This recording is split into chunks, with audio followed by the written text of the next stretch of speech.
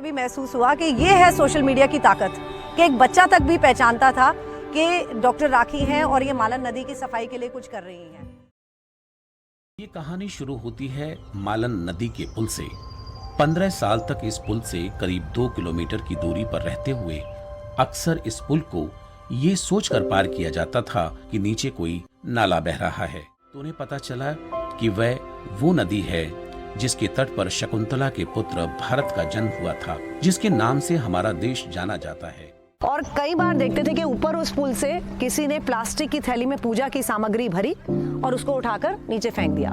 वो ये सोच रहे हैं कि हम अपनी पूजा की सामग्री अपने पौराणिक रीति रिवाज के हिसाब से नदी में प्रवाहित कर रहे हैं, पर क्या हम इसमें प्रदूषण को बढ़ावा नहीं दे रहे? राखी दिल्ली में पली बढ़ी एक महिला चिकित्सक हैं। उन्होंने नजीबाबाद के छोटे शहर को अपनी प्रैक्टिस के लिए चुना। अपने काम में व्यस्त रहते हुए डॉक्टर राखी ने सोचना शुरू किया कि इस प्रदूषित नदी की सफाई के लिए वो क्या कर सकती हैं।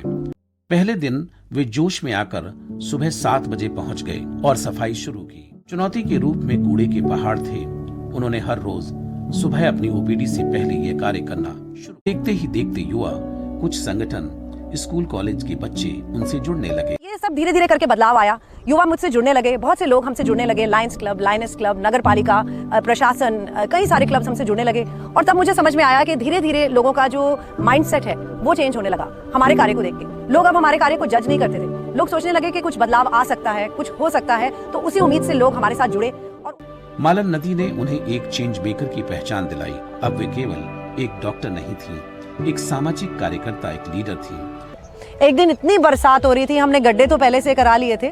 मैं और मेरा बेटा अर्नव ने कुल 100 पेड़ लगाए और उसमें से कम 40-45 पेड़ आज भी आपको शनिदेव के मंदिर के बाहर मालन नदी के पुल पर दिखेंगे, जो अब लगभग 15 से 20 फीट के हो गए हैं। और उन्हें देखकर हम दोनों को बहुत ही गर्व महसूस होता है। डॉक्टर राखी की अगली मुहिम इस शहर और आसपास खेल की सुविधा दिलाने की है और उम्मीद है नजीबाबाद को जल्द अपना पहला खेलकूद का मैदान मिलेगा।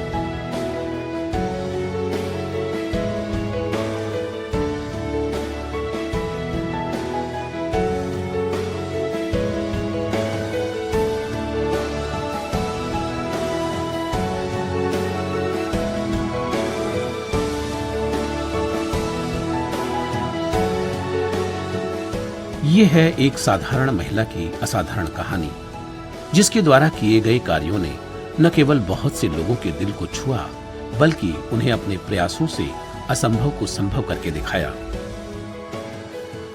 बहुत से डॉक्टर बीमार मरीजों का इलाज करते हैं और लोगों को एक नई जिंदगी देते हैं, लेकिन ये अनोखी डॉक्टर हैं जिसने मरीजों के साथ साथ एक बीमार नदी को नया रूप दिया।